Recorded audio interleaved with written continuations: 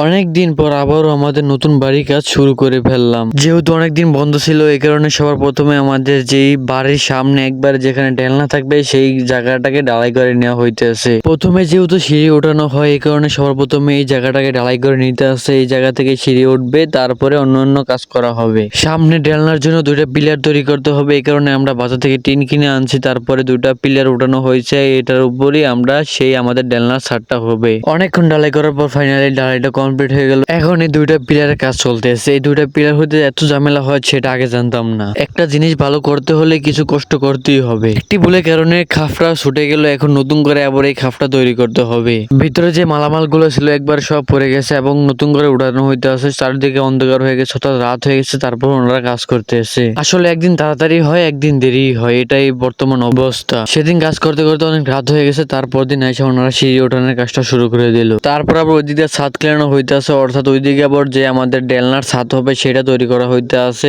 এবং তার পাশাপাশি সিঁড়িটাও তৈরি করা হইতেছে। এটা যেমন দেখা যাক, সম্পূর্ণ কাজ করা হলে এটার ফাইনাল লুক আপনারা দেখতে পারবেন। আর আমি এই সিঁড়িটা লয়ে অনেক টেনশনে ছিলাম, কারণ বিল্ডিং এর প্রথম তলাটা একবারে খারাপ ভাবে সিঁড়িটা হয়, এই কারণে যতটা পারছে ততটা নোয়া দিছি। এন্ড সিঁড়ির ভিতরে সুন্দরভাবে রড গুলো বান্ধা হইতেছে। এন্ড আমি যেই টেনশনে ছিলাম সেটা আলহামদুলিল্লাহ এখন হয় না, কারণ আমি যেরকম চাইছি আলহামদুলিল্লাহ সেরকমই হয়েছে সিঁড়িটা। এখন আলহামদুলিল্লাহ ছাদের ভিতরে সুন্দরভাবে উঠা যাবে এবং আমাদের ছাদ থেকে সুন্দর একটা ভিউ পাওয়া যাবে, যেটা বিল্ডিং করার পর ফাইনালি আপনাদেরকে দেখাবো। রড বান্ধা শেষে আবার শুরু হয়ে গেল কারেন্টের কাজ, অর্থাৎ এখানে যে লাইট গুলো হবে সেই লাইট গুলো এখনই পয়েন্ট করতে হবে, অর্থাৎ ছাদের আগেই পয়েন্ট করতে হয়, তা না হলে পরে করলে ততটা সুন্দর লাগে না যতটা সুন্দর লাগে এখন। অর্থাৎ এখন ডালাই ভিতরে থাকবে, দেখা যাবে না তারগুলো, শুধু লাইট গুলো বের হয়ে থাকবে। আমরা দেখে দেখে দিয়েছি যেখানে লাইট দেওয়ার দরকার সেখানে আমরা লাইট দিয়ে দিছি এবং মিস্ত্রি ভাইদেরও কাজ অলমোস্ট শেষ। এখন ডালাই করা হবে, ওনারা গেলে ডালাইটা সম্পূর্ণ করা হবে। কারেন্টেরও কাজ শেষ, রড বান্ধব কাজ শেষ, এখন আইসে ডালাই দেওয়া হবে। সিঁড়িরও সবকিছু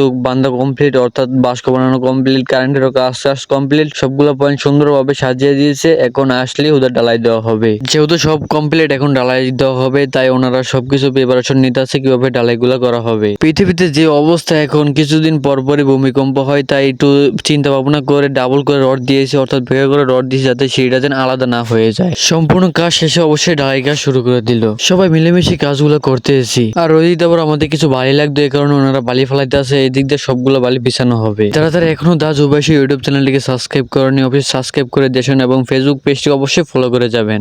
ডালাই করতে করতে আমাদের একেবারে রাত হয়ে গেছে। আপনাদের মূল্যবান মতামত আমাদের কমেন্ট বক্সে জানান, ভুল হলে সবাই ক্ষমা করে দিবেন। দেখা হবে নেক্সট ব্লগে। আল্লাহ হাফেজ।